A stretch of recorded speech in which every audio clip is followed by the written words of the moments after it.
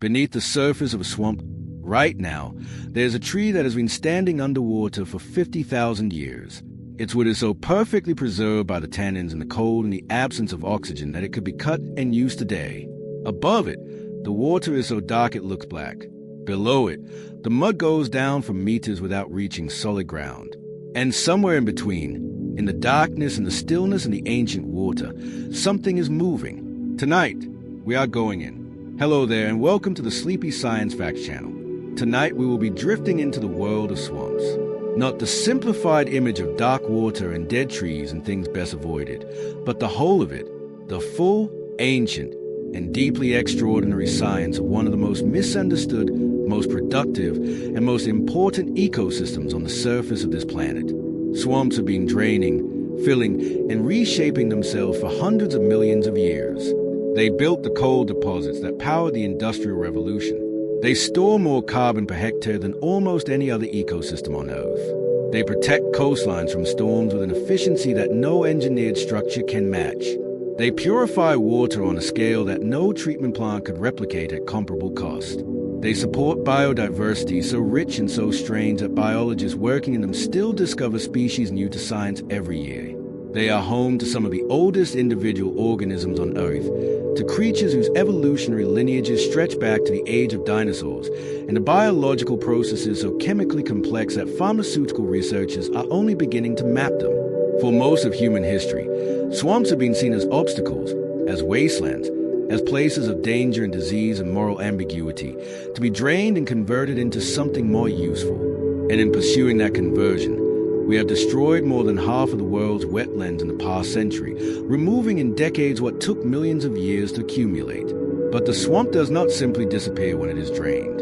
It leaves behind consequences in the water table, in the flood risk, in the carbon release into the atmosphere, in the species that vanish with it, that persist long after the water is gone. Tonight, we are going to understand what the swamp actually is in all its darkness and its richness and its extraordinary patient complexity.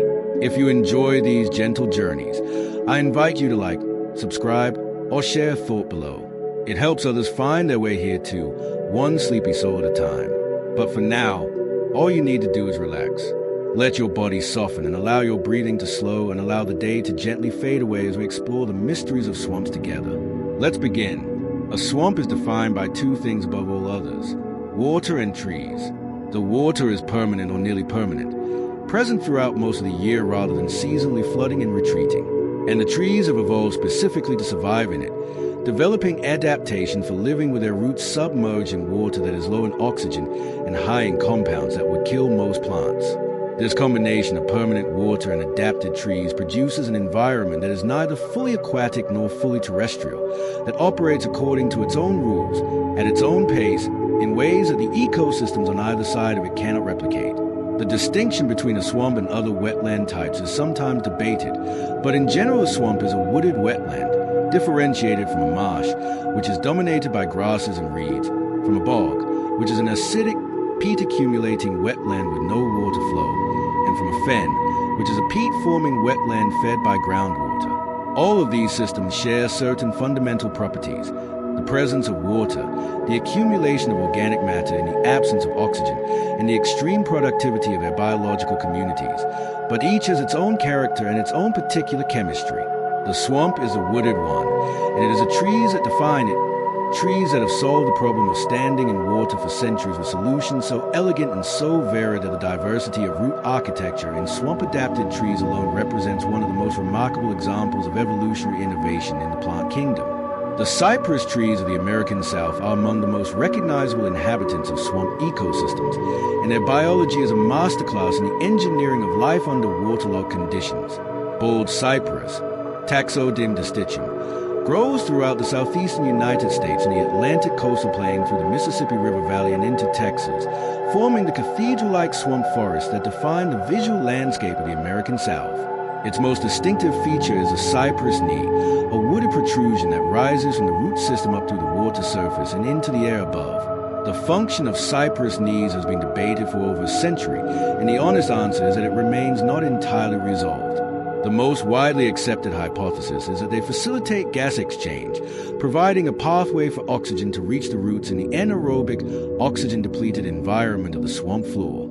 Other proposed functions include structural support, helping to anchor the tree in unstable, waterlogged substrate, and the storage of carbohydrates. Whatever their primary function, the knees are one of the most immediately recognizable features of cypress swamps. Rising in irregular clusters from dark water, their smooth gray-brown surfaces catching the light in a way that has drawn artists and photographers to these landscapes for centuries. The bald cypress is also one of the longest-lived tree species in North America, with individuals confirmed to exceed 1,600 years of age, and some researchers believing that certain trees in the Blackwater swamps of North Carolina may be considerably older. In the tannin-stained water beneath these ancient trees, in the soft mud of the swamp floor, the roots of trees that were already old when the first European ships reached this continent continue their slow and patient walk. Let your breathing find its own rhythm now. There is no urgency in the swamp, and there is no urgency here. The water moves slowly, if it moves at all, and the darkness is entirely comfortable. The water of a Blackwater swamp is not dirty. It is one of the most chemically complex and biologically rich solutions that exists in the natural world, and its dark color is not a sign of pollution or decay, but of extraordinary biological activity. The darkness comes from tannins and humic acids, compounds released by the decomposition of plant material in the water and along the swamp margins, the same compounds that give tea its color and that are used in the tanning of leather. These compounds bind to sediment particles and to metal ions in the water, clarifying it while darkening it, so that Blackwater is often surprisingly clear when viewed in a container despite its dark color in the swamp itself. The tannins also have antimicrobial properties, inhibiting the growth of pathogens and creating a chemical environment that preserves organic material far longer than it would last in open-air conditions. This is why the submerged wood found in ancient swamps can be so extraordinarily well preserved, why archaeologists find artifacts of wood, leather, and even fabric in boggy and swampy deposits that are thousands of years old, and why the bodies of humans who died in peat bogs across northern Europe have been recovered with their skin, hair, internal organs, and even the contents of their last meal intact after 2,000 years of submersion. The Blackwater of the swamp is not a medium of decay. It is, under the right conditions, a medium of preservation, and the things it has preserved give us windows into the past that no other environment can provide. The Okefenokee swamp, straddling the Georgia-Florida border in the southeastern United States, is one of the largest intact freshwater ecosystems in North America, covering approximately 400,000 hectares of Blackwater swamp, wet prairie, and pine upland. Its name comes from the Seminole language and means land of the trembling earth, a reference to the floating peat islands that make up much of the swamp's interior and that shake and tremble underfoot when walked on because they are not attached to anything solid below. These floating islands, called batteries or houses, are formed from layers of peat that have accumulated over thousands of years and are kept floating by the gases produced during decomposition in the organic material below the water surface. Trees grow on them, rooting into the peat and contributing to the mat rather than penetrating to any bedrock. Walking across one of these floating islands is like walking across a soft, yielding surface that moves with every step, that rises and falls slightly in response to pressure, and that occasionally demonstrates, in an unsettling way, that there is no solid ground beneath it. The Okefenokee has been described by naturalists who have spent time in it as among the most otherworldly landscapes in North America, a place where the boundary between land and water is genuinely ambiguous, where islands drift slowly over years and decades, where the darkness of the water reflects the cypress canopy so perfectly that it is sometimes difficult to tell where the tree ends and its reflection begins. It is home to alligators, black bays, river otters, sandhill cranes, hundreds of species of birds, and dozens of species of reptile and amphibian, many of them species whose evolutionary lineages extend back to the Cretaceous period, when swamps of similar character covered much of what is now the eastern United States. The alligator is the apex predator of the North American swamp, and its relationship with the swamp ecosystem goes far beyond simple predation to something that ecologists recognize as keystone engineering. The American alligator creates what are called alligator holes, depressions in the swamp floor excavated by the animal's body, tail, and mouth that fill with water and hold it even during droughts when the surrounding swamp becomes too dry for most aquatic life. These holes are not simply the alligator's home. They are water refuges for the entire community.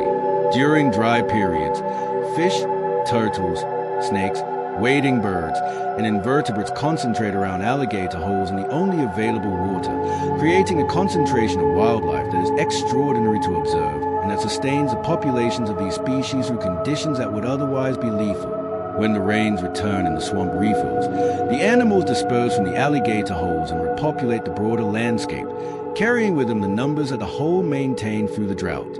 Without alligators to dig and maintain these holes, the dry season refuges disappear, and the animal communities that depended on them are devastated by droughts that a swamp with its full complement of alligators would survive with relative ease. The alligator was nearly driven to extinction in the United States by hunting and habitat loss in the mid-20th century, and its recovery following federal protection in 1973 demonstrated clearly that its removal had impoverished the swamp in ways that the legal protection of individual species had not been expected to reveal. The ecosystem that recovered with the alligator was visibly richer than the one that had persisted without it, and the engineering of the alligator hole was recognized as one of the most important structural features of the swamp ecosystem. Now let the warmth of wherever you are hold you completely. The swamp at night is not a frightening place when you are this far from it, warm and still. It is ancient and productive and dark and full of a richness that the daylight has barely begun to reveal. Let that darkness be comfortable tonight. The mangrove swamps that fringe tropical and subtropical coastlines around the world are among the most productive ecosystems on Earth and among the most threatened, and their story is one of the most striking examples of the gap between what an ecosystem is worth and what it is treated as. Mangroves are not a single species, but a diverse group of trees and shrubs from dozens of families that have independently evolved the ability to grow in saline, waterlogged, tidal conditions, a convergent evolution of extraordinary parallel innovation. Their root systems are the defining feature, with some species producing arching prop roots that descend from the trunk and branches into the water, creating complex three-dimensional lattice that traps sediment, builds land, and provides habitat of extraordinary structural complexity for fish, invertebrates, and birds. Other species produce pencil-like pneumatophores, then upward-pointing roots that rise from below the sediment surface to access oxygen in the air above the waterlogged soil. The sediments trapped and stabilized by mangrove root systems accumulate over decades and centuries into a landscape of considerable topographic complexity, and the carbon stored in those deep, oxygen-depleted sediments accumulates at rates that far exceed the carbon storage of most terrestrial forest types. A single hectare of mangrove forest can store more carbon than a hectare of tropical rainforest, and the sediment carbon accumulated over centuries of mangrove growth is stored for timescales of thousands of years if the system is not disturbed. When mangroves are cleared for aquaculture ponds or coastal development, that accumulated carbon is released back to the atmosphere in decades, and the coastal protection, fish nursery function, water filtration, and carbon storage of the mangrove provided disappear with it. Mangroves are being cleared at rates comparable to the most publicized deforestation events anywhere on Earth, and the consequences are being felt most immediately by the coastal communities whose protection, food supply, and water quality depended on the system they watched being removed. The Pantanal of South America is the world's largest tropical wetland, covering approximately 150,000 square kilometers across Brazil, Bolivia, and Paraguay, and it represents a swamp at a scale that most people in the Northern Hemisphere have no frame of reference for. It is approximately 10 times the size of the Florida Everglades, and during the annual flood season when the Paraguay River and its tributaries overflow their banks, approximately 80% of the Pantanal is inundated, creating a shallow inland sea of extraordinary biological productivity. The Pantanal supports the densest concentration of jaguars anywhere in the world, along with giant entities, giant river otters, tapirs, capybaras, marsh deer, caimans, anacondas, and an estimated 650 species of birds. It is, by almost any measure of biodiversity per unit area, one of the richest places on Earth, and its richness is a direct product of the flooding cycle that most people would describe as a feature that makes it inhospitable. The annual flood is not a disaster for the Pantanal. It is the event that the entire ecosystem is built around, the engine that drives productivity, the mechanism that distributes nutrients across the floodplain, connects isolated water bodies into a continuous aquatic highway, and creates the conditions in which the extraordinary concentration of wildlife that defines the Pantanal becomes possible. The relationship between the Pantanal and its flood is the same relationship that the Nile Delta has with its annual inundation, or that the Amazon's flooded forests have with the season when the trees stand in 12 meters of water and the fish swim among their branches. The flood is not what happens to the swamp. The flood is what the swamp is. There is something in the swamp water that pharmaceutical researchers have been investigating for decades, and the results so far suggest that the biological chemistry of swamp ecosystems may contain compounds of medical importance that have barely been explored. The microbial communities of swamp sediments are among the most biochemically diverse on Earth, and the compounds they produce to compete with each other in the dense, competitive environment of the swamp floor include antibiotics, antifungal agents, and other bioactive molecules that are not found in the less competitive environments of better drained soils. Soil bacteria in general are the primary source from which most of the antibiotics in clinical use have been derived, and the extreme density and diversity of microbial communities in wetland sediments make swamps a particularly promising environment for the discovery of new bioactive compounds. Researchers working in the Okefenokee and in similar Blackwater swamp systems have found bacterial species producing compounds with activity against antibiotic-resistant strains of pathogens, compounds that are structurally novel and have not been previously characterized. The deep peat layers of boreal bogs and swamps contain bacteria that have been isolated from the rest of the world for thousands of years and that have evolved biochemistry in the absence of competition from surface communities, producing compounds that surface-dwelling microbes have never encountered and therefore have no resistance to. The swamp floor is a pharmaceutical library that has been accumulating its contents for millions of years, and a proportion of it that has been formally catalogued and chemically characterized is vanishingly small. Every wetland that is drained is a library that burns, and most of the volumes it contains have never been read. Rest here for a moment. The swamp floor is doing its ancient work in the dark, and you do not need to do anything at all. Just breathe, slowly, and let the story continue at whatever pace the night requires. The Cypress swamps of the American South have a cultural history as deep and as layered as their ecology, and the human communities that have lived in and around these swamps for centuries have developed relationships with them that modern conservation science is only beginning to appreciate and draw on. The Atchafalaya Basin of Louisiana, the largest river swamp in the United States, covering approximately 140,000 hectares of bottomland hardwood forest, cypress tupelo swamp, and bayou, is home to Cajun communities whose ancestors have been fishing, hunting, and navigating its waters for generations, accumulating a body of ecological knowledge about the basin that no scientific survey has yet fully documented. The Cajun fishermen who harvest crawfish, catfish, and shrimp from the Atchafalaya know its water levels, its channels, its seasonal patterns, and its animal populations with an intimacy that comes from daily engagement over lifetimes and generations, and the knowledge they hold about where the water will rise, where the fish will move, which channels run deep and which are choked with vegetation, is encoded in a local ecological understanding that is not written down anywhere, but that is transmitted from parent to child in the act of working the swamp together. This traditional ecological knowledge is recognized increasingly by conservation biologists as a legitimate and often irreplaceable source of information about the long-term dynamics of ecosystems that formal scientific monitoring has only been operating in for decades. The people of the Atchafalaya know things about the basin that no instrument has yet been designed to measure, and the degradation of both the swamp and the communities that live in it represents a double loss that is more difficult to quantify than a species count, but no less real.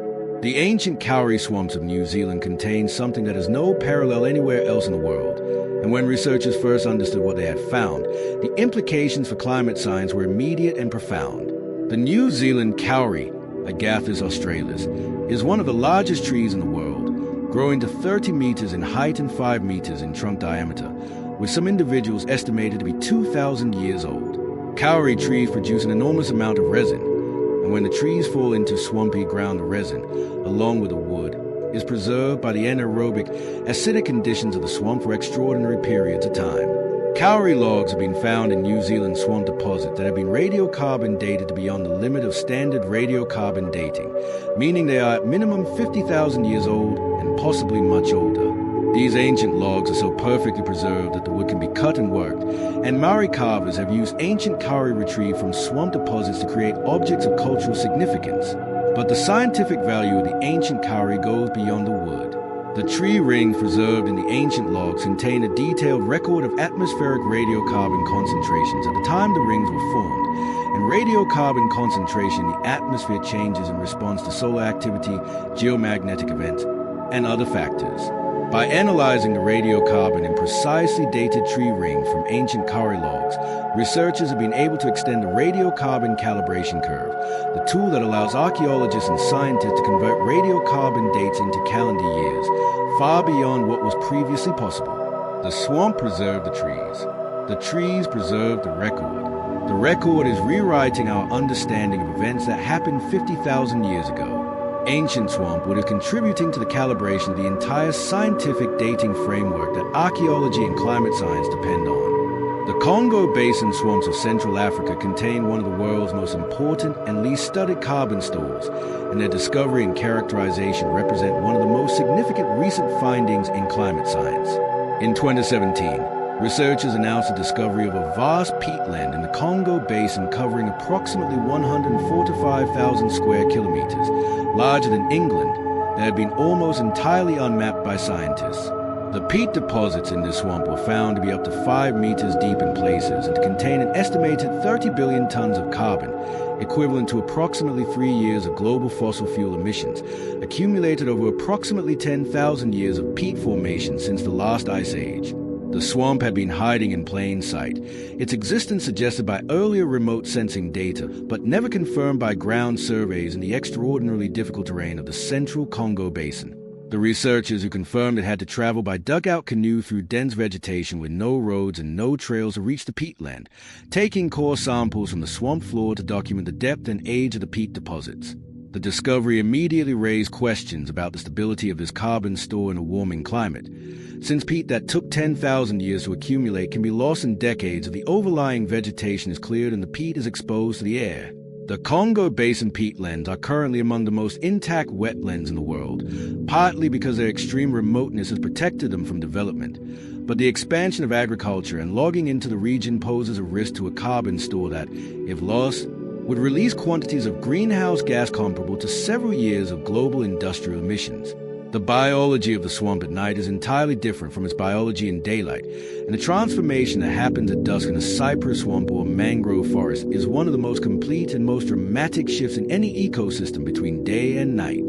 The wading birds that stalk the shallows during the day, the herons and egrets and ibis that make swamps so visually spectacular in daylight, retreat to their roosts as the light fails, and the amphibians take over. The chorus of frogs that rises from a temperate swamp at dusk, building from a few tentative calls at the first dimming of the sky to a full-throated roar that fills the air completely by full dark, is one of the most ancient sounds in the world. Frogs have been calling from swamps for over 250 million years, long before the first bird existed or the first mammal breathed. And the sound of a chorus of night in a southern swamp is in a very real sense the sound of the ancient world, preserved in wetlands that have maintained conditions of this call through every transformation the planet has undergone since the Permian. The bats emerge as the frogs begin calling, navigating by echolocation through the dark air above the water and over the tree canopy, harvesting the enormous population of insect that rises from the swamp surface at dusk. Alligators become most active in the dark, their eyes reflecting red in the beam of a torch held at eye level, the reflective tapetum of the eye catching and returning light in a way that reveals their presence across the swamp's surface without the need to see the animal itself, a field of red sparks moving slowly at water level in the darkness. The night swamp is not the quiet place that night is in a forest or desert. It is, in many ways, louder and more alive than the day, filled with the voices of animals that the daylight had silenced and the movements of creatures that the brightness had hidden. Let the sounds of the night swamp settle in whatever way feels right. The frog chorus is one of the most soothing sounds in the natural world. Its constant, layered, rhythmic repetition finding the exact acoustic register that the mind releases into without effort. You do not need to imagine it precisely. Just let it be there, somewhere in the dark outside wherever you are, ancient and continuous and entirely unconcerned with anything except itself. The Florida Everglades is perhaps the most famous swamp in the world, and its story over the past century is one of the most cautionary in the history of American environmental management.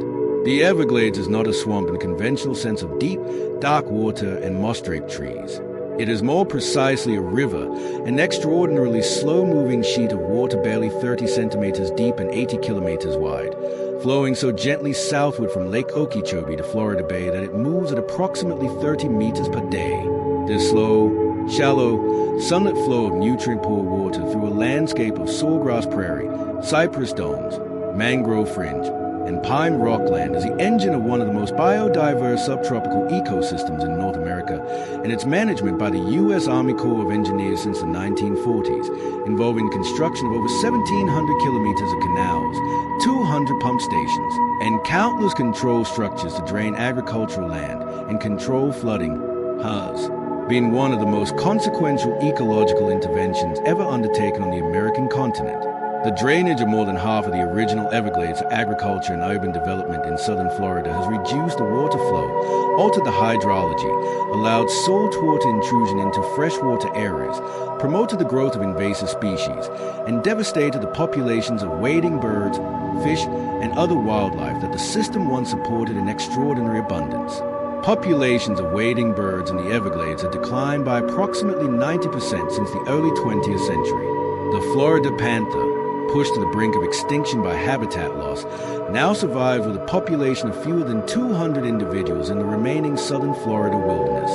The decades-long effort to restore the Everglades, the Comprehensive Everglades Restoration Plan launched in 2000, represents the most ambitious and most expensive ecosystem restoration project in human history, with an estimated cost of over $10 billion and projected timeline of decades. The swamp that was drained is being, very slowly and very expensively, refilled. The strange and beautiful phenomenon of swamp gas has been known for centuries, and the science behind it illuminates the deep chemical processes that make swamps so important to the global carbon cycle. When organic material accumulates in the oxygen-depleted water and sediment of a swamp, it does not simply sit unchanged. It is processed by communities of anaerobic bacteria, microorganisms that have evolved to extract energy from chemical reactions that do not require oxygen, producing methane as a byproduct of their metabolism. This methane, produced continuously in the anoxic sediments of every swamp in the world, rises through the water column as bubbles and escapes to the atmosphere, where it acts as a potent greenhouse gas approximately 80 times more powerful than carbon dioxide over a 20-year timescale. Walking through a swamp and pressing a stick into the soft sediment of the floor will release a burst of these bubbles, and on warm nights the methane concentration above the surface of productive swamp can be high enough that the gas ignites spontaneously when a source of heat such as a lightning strike is nearby. This spontaneous ignition of swamp gas, producing a brief, dancing flame that moves above the water surface and then extinguishes as the gas is consumed, is a phenomenon that gave rise to centuries of folklore about will-o'-the-wisps and ghost lights in marshes and swamps, the wandering flames that were said to lead travelers astray in the dark, attributing to supernatural cause what was in fact a straightforward consequence of anaerobic decomposition and methane combustion. The ghost of the swamp is made of the breath of bacteria, and the bacteria have been breathing in this way since long before any human was there to see the flame. The peat swamps of the boreal zone, stretching across Canada, Russia, Scandinavia, and Alaska in an almost continuous band of waterlogged, carbon-rich wetland, represent a carbon store of global significance that most people have never heard of and that is currently undergoing changes that have profound implications for the climate of the entire planet. The boreal peatlands have been accumulating carbon since the retreat of the glacier at the end of the last ice age, approximately 12,000 years ago, building up layers of partially decomposed plant material called peat at a rate of about 1 millimeter per year under natural conditions. Over 12,000 years, this accumulation has produced deposits several meters deep in many locations, and the total carbon stored in boreal peatlands globally is estimated at approximately 547 billion tons, more than the total carbon currently in the atmosphere. This carbon is held in a delicate balance by the permanent waterlogging that prevents decomposition, and the balance is being disrupted by warming temperatures that are causing the permafrost underlying many boreal peatland to thaw, draining the water that maintain the anaerobic conditions and exposing the peat to aerobic decomposition. When peat dries out and is exposed to oxygen, the bacteria that could not function in the waterlogged conditions begin their work, and carbon that took thousands of years to accumulate is released over decades as carbon dioxide and methane. This release is not a future risk.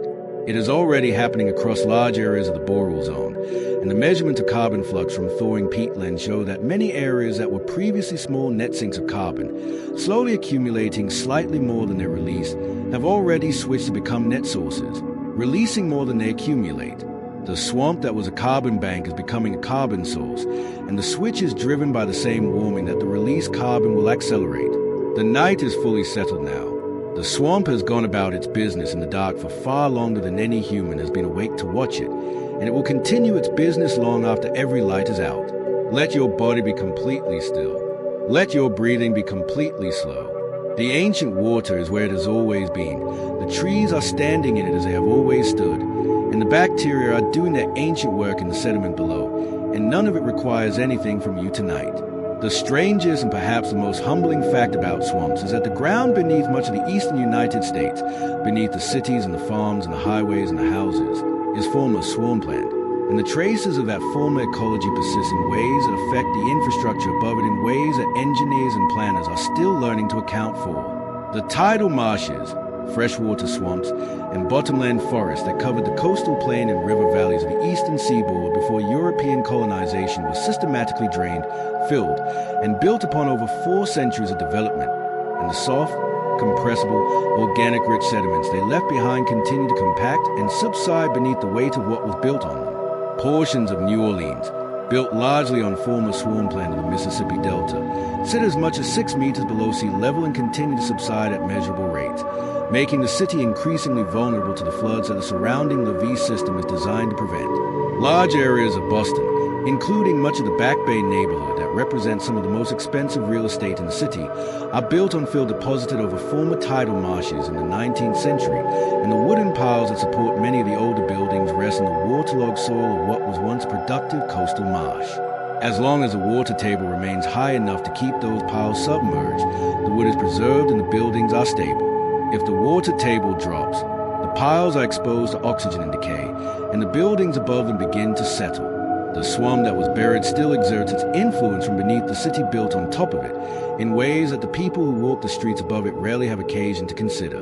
And so we drift gently back from the swamp, rising slowly through dark water and Cypress knees and Blackwater and floating peat islands toward the surface, carrying with us the quiet wonder of everything we have found in the depths tonight. We watched the alligator dig its hole in the swamp floor and understood that the hole was not simply a home but a refuge for everything that shared the water with it.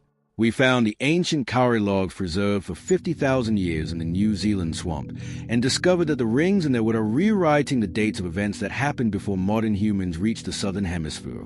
We walked across the floating peat islands of the Okefenokee and felt the ground move beneath our feet and understood that there was no solid earth below us, only the accumulated breath of 10,000 years of decomposition made solid enough to walk on.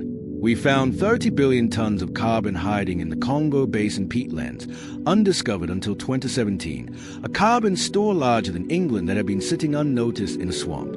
We traced the swamp gas rising through dark water and found a chemical explanation for the ghost lights that haunted every human culture that ever lived near water.